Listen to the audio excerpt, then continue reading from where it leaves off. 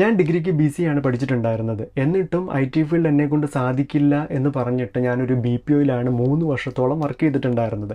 അപ്പോൾ തുടക്കത്തിൽ എനിക്ക് കിട്ടിയ ശമ്പളം 8300, 3 വർഷത്തിന് ശേഷം എനിക്ക് കിട്ടിയ ശമ്പളം 11400 ആയിരുന്നു.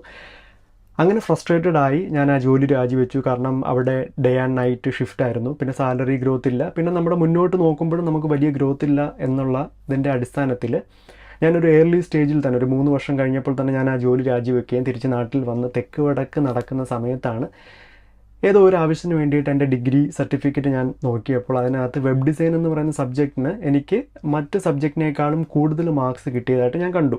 അങ്ങനെ എത്രയും പെട്ടെന്ന് തന്നെ ഞാൻ ഒരു ഇൻസ്റ്റിറ്റ്യൂട്ടിൽ ചേരുകയും അവിടെ 6 മാസത്തെ ഗ്രാഫിക് ആൻഡ് വെബ് ഡിസൈൻ എന്ന് പറയുന്ന ഒരു കോഴ്സിന് ഞാൻ ജോയിൻ ചെയ്തു.